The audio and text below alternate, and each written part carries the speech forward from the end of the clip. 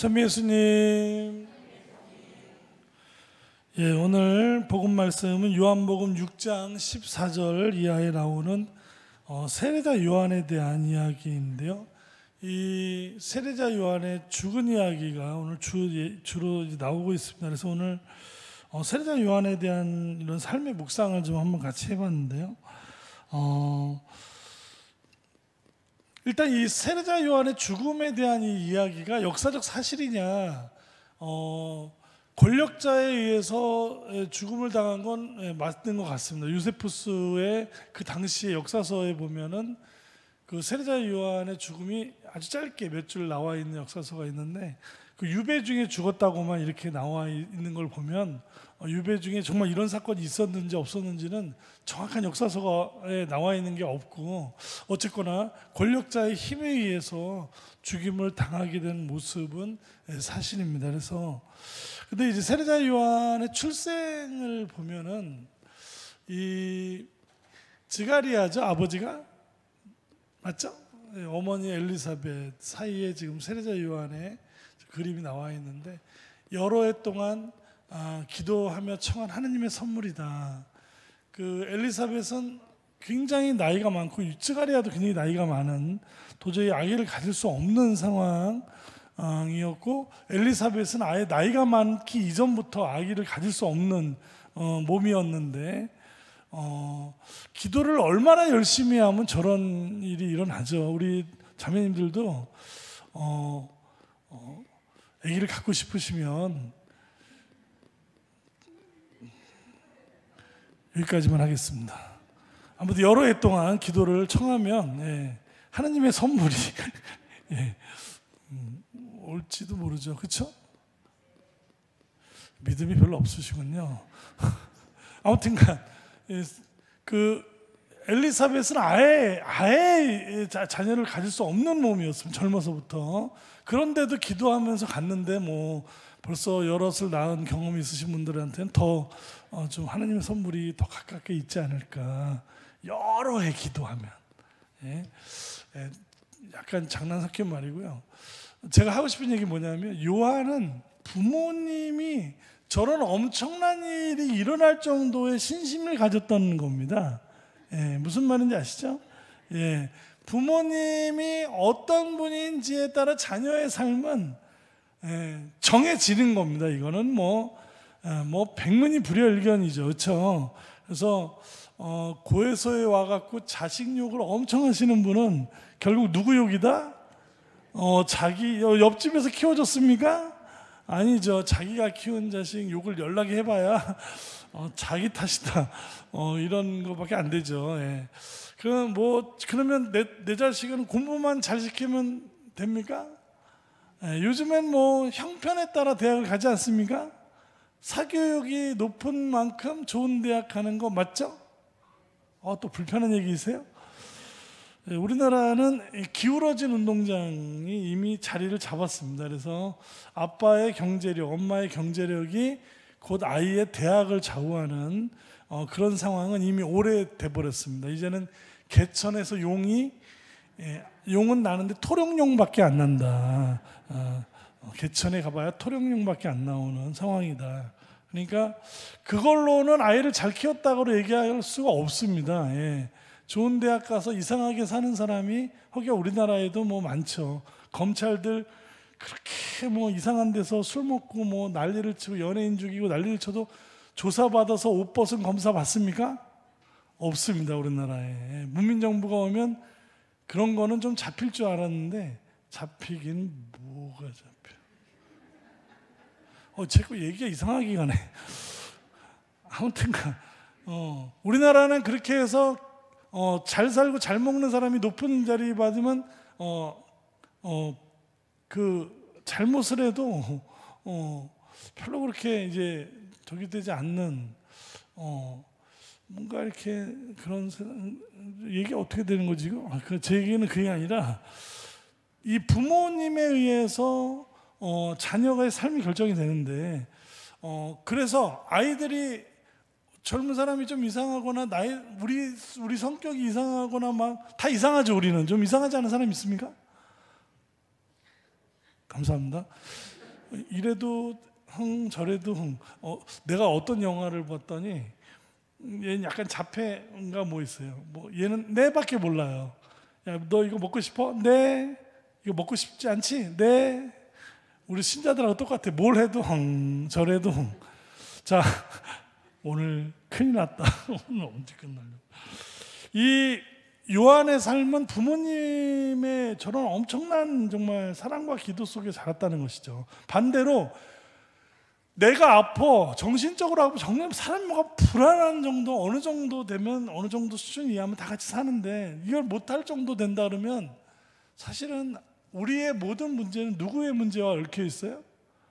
우리 부모님의 문제가 내 문제고, 우리 부모님의 문제가 내 문제라고요.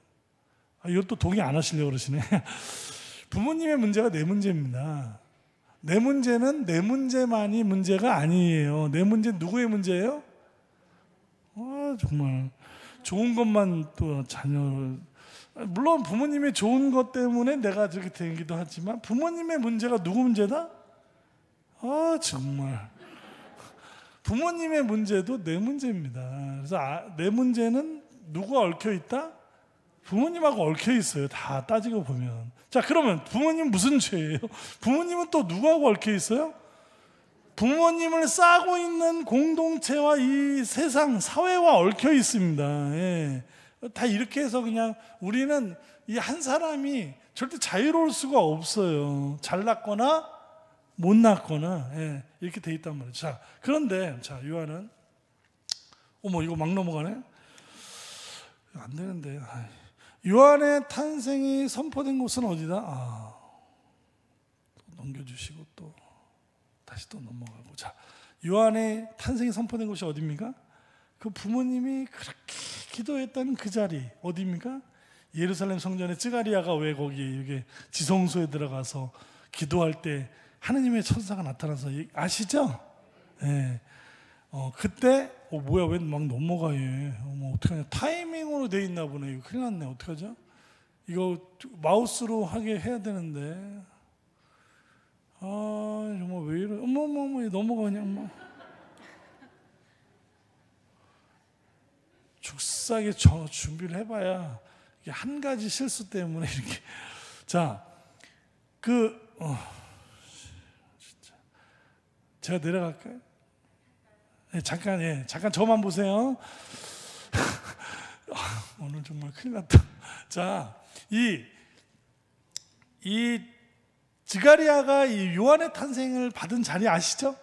성소, 예루살렘 성전에서 가장 깊숙한 지성소, 지극히 거룩한 곳.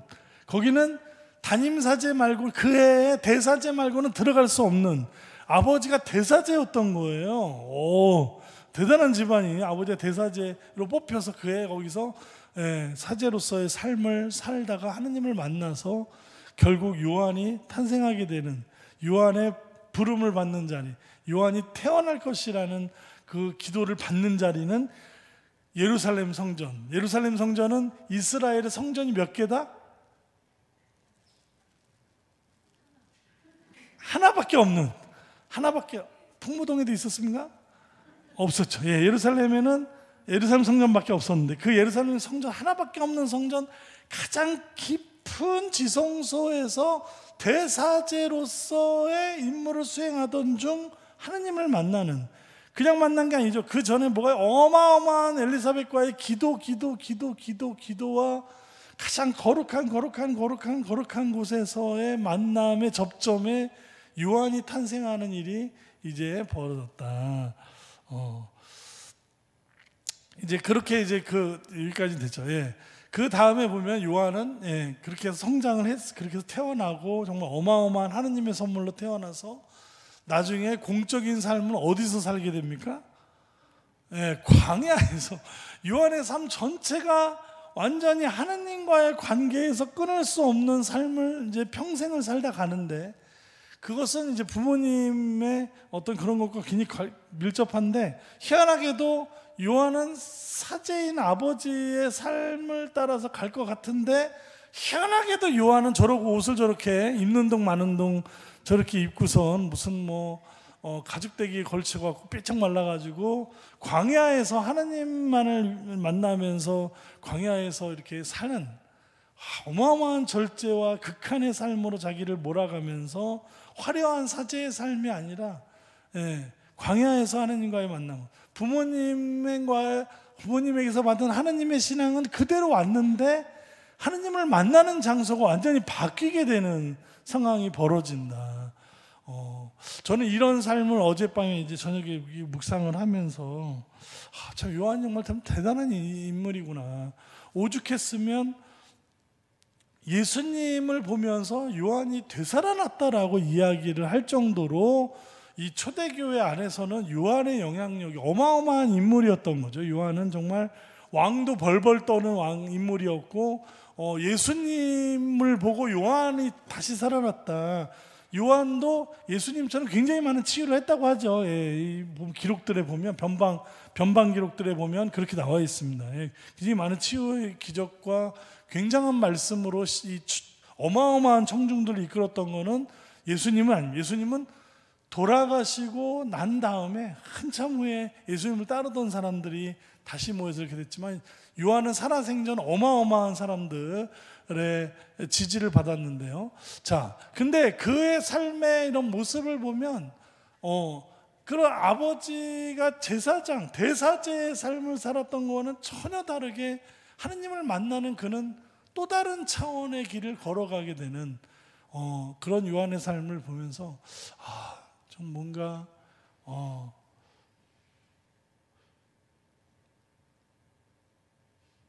우리 삶을 다시 한번 돌아보게 됐습니다. 그 정말 진리를 따라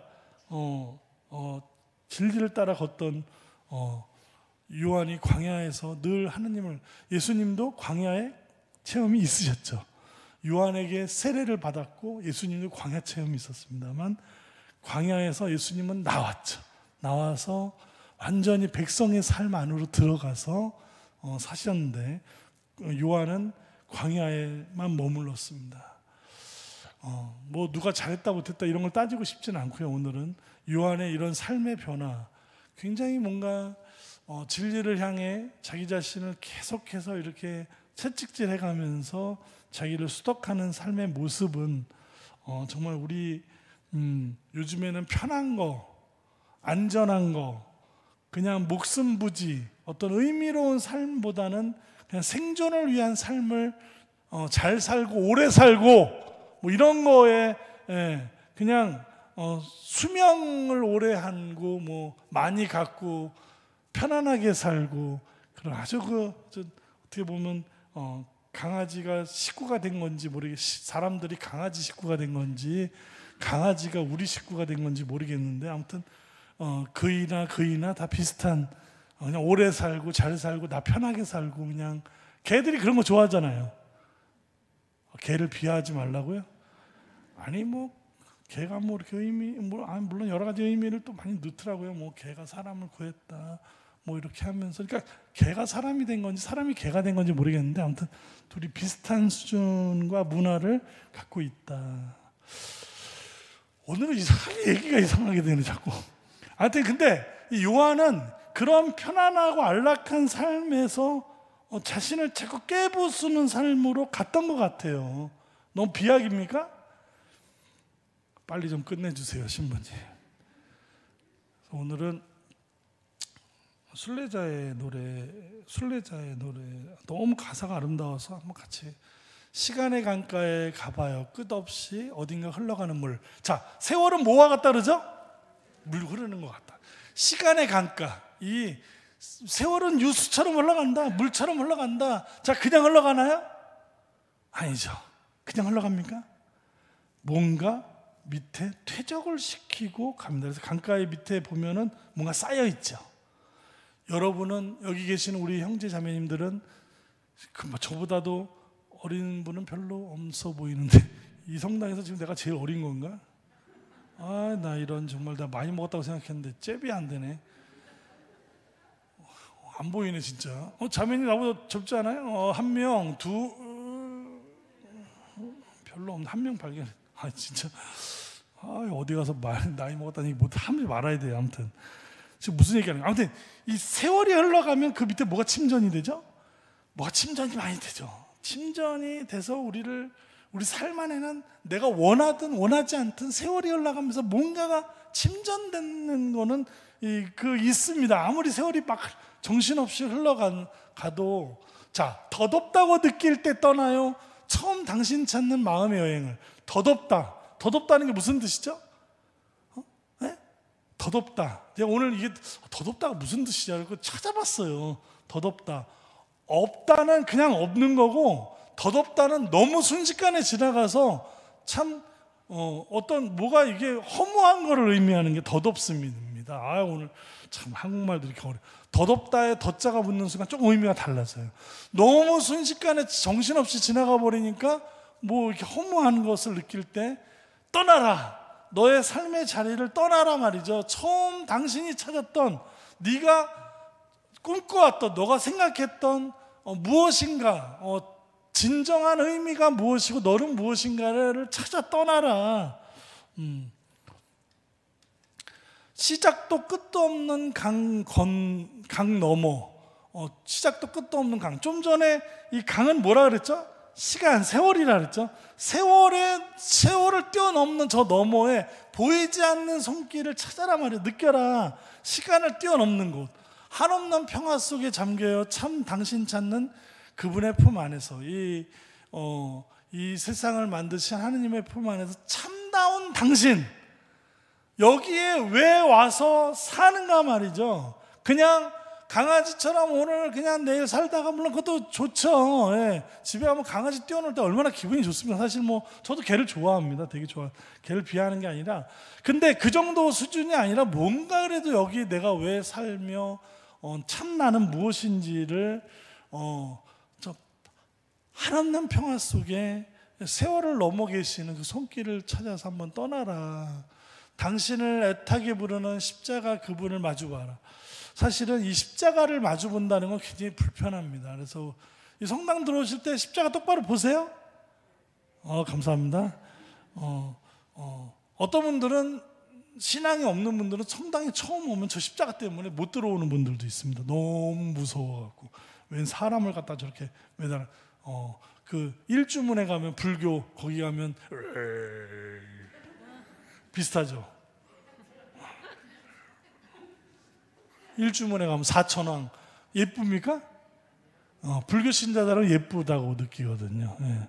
우리 똑같죠. 근데 십자가를 똑바로 바라본다.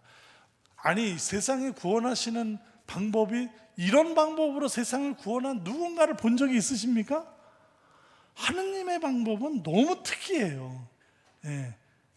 조금 비슷한 게 소크라테스 정도. 나머지 그 어떤 구세주도 요즘 나오는 구세주 많잖아요. 여기 누구 총재 뭐부터 시작해서 내가 예수라는 분들은 다 화려하게 살지, 예수님처럼 십자가의 길을 가시는 분은 없단 말입니다. 그 십자가를 마주봐라. 이거 굉장히 고통, 너의 삶의 고통, 어쩌면 많은 것들을 우리에게 시사해 주는 겁니다. 당신의 모든 고통 맡겨라. 사랑으로 낫게 하시니 참 당신 찾아 멀리 떠나라. 내 삶에 퇴적당하는 걸 그냥 놔두고 안주하지 말고, 안주하는 순간 삶의 재미가 있습니까? 없습니까? 없어요. 눈 내린 다음 날 여기 어디죠? 장릉을 이렇게 걸었는데, 가기 전에 무슨 생각을 합니까? 어제 눈이 왔지, 길이 질퍽할 거야, 아우 추워, 아유 나 어저께 좀 몸이 좀 안 좋아. 안 가만히 있을 이유는 수백 가지인데, 그걸 뚫고 한번 그 시간 장릉을 가보시면 너무나 눈과 길을 또 얼마나 깨끗하게 닦아놨는지, 내가 생각했던 많은 것들은 여지없이 부서지고, 너무나 아름다운. 그래서 내가 너무 신나서 우리 옥자성하고 같이 와 신나서 둘이 영상을 찍어갖고 올려놨는데, 아무도 거기다가 댓글을 멋있어 이런 얘기 안 달더라고요. 그래서 우리 어르신들이 왜 이런, 내가 올리면 우리 성당은 아무리 뭘 해줘도 좋다는 얘기하는 사람이 없어요. 뭘 죽싸게 해줘도 저기 고초는 이번에 뭐 명절 때 난리가 났대요. 그냥 뭐 제가 이렇게 영상 작년에 만든 거 하나 드렸거든요. 눈물 콧물만. 우리 성당은 흥 이래도 흥. 그러지 마시고요. 이렇게 좀 마음을 좀 이렇게 움직여 보세요. 화딱질 내는 데만 움직이지 마시고 이렇게 좀 아름답게. 얼마나 좋습니까? 오늘 좀 가보세요. 장릉 가셔서 저는 1,000원 매번 냅니다. 1,000원을. 주차 비용 뭐 생각하면 1,000원 아무것도 아니에요, 사실. 그 2시간짜리 걷는데 1,000원이라도 줘야지. 거기 있는 월급 드리는 분들도 드릴 거 아니에요. 안 줘도 준다고요? 아니, 그렇게 하지 마요. 오늘 함께 얘기하고 싶은 얘기는 뭐냐면, 세례자 요한의 삶에서처럼 그 정도까지는 안 되더라도 우리 하느님 만나러 가는 그 순간까지 살아야 되지 않습니까? 삶에는요, 어떻게 해서는 찾아보세요. 거기에 퇴적당하지 말고, 그냥 세월에 퇴적당하지 말고 움직이세요. 움직이고 뭔가 나를 조금 더 내 삶을 의미 있고 아름답게 만드는, 나를 성장시키는 것들이 얼마든지 널려 있습니다. 아유, 신부님 네 나이에 무슨 아닙니다. 예. 죽을 때까지 우리는 성장할 수 있습니다. 우리의 머리가 살아있는 한 뇌사 상태에 빠지면 못하죠. 하지만 뇌사가 오지 않는 한 우리는 성장할 수 있습니다. 끊임없이 새로운 세상을 발견할 수 있고, 새롭게 세상을 만날 수 있고, 새로운 내 자신을 발견할 수 있고, 끊임없이 의미를 찾아서 성장하는 길을 가려면 나를 자꾸 무겁게 퇴적시키는 것들에서 홀차게 일어나셔야 된다. 오늘 그분께 모든 걸 맡기고 일어날 때 떠날 수 있는, 우리 신앙인들은 늘 떠나야 됩니다. 예? 아브라함이 떠났고, 누가 떠났습니까? 모세가 떠났고, 동방박사가 떠났고, 다 떠났습니다. 자기 삶에 이사가라는 얘기가 아니고요. 이사가라는 얘기, 내 삶에 나의 습관, 나를 자꾸 퇴적시키고 세상 자꾸 개같이 만드는 이런, 말 이상하네. 강아지하고 뭐 똑같은 그런 게 아니라, 강아지도 좋고 다 좋은데 그 안에서만, 강아지 너무 좋아하지 마세요. 자꾸 사랑관계가 안 되니까 강아지한테 자꾸 집착하는 거예요. 개는 개 집에서 살라 그러고, 내 집에 다른 사람을, 그 개가 있던 자리 다른 사람을 초대해서 같이 사랑을 나누고 저걸 나눠야 되지 않겠습니까? 이런 얘기하면 또 개를 거의 가족과 같이 하시는 분들한테 기분 나쁠지 모르겠는데, 개도 이뻐요. 저도 개가 죽어갖고 내가 내가 아직도 핸드폰에 다구 보고 싶어, 다구 맨날 울고 이런다니까. 저도. 근데 제발 그 개 때문에 어디 가지도 못하고, 명절에 이번에 왔는데 내 동생네 개까지 데리고 왔어. 저 그 개 좋아해요. 걔가 이름이 뭐더라? 망고 너무 이뻐요. 걔는 또 오면 또 나 옆에서 가지를 않아요. 그냥 좋다고. 그 양치기 있잖아요. 무슨 웰시 콕인지 웰시 돼지고기인지 그거 있잖아요. 좋은데, 근데 그만하자. 아무튼 오늘 강론이 길어가지고 죄송합니다. 순례자의 노래 함께 우리 묵상하면서 뭔가 진짜 우리 삶을 퇴적당하지 마십시오. 퇴적당하지 말고 물에 쓸려가지 마십시오.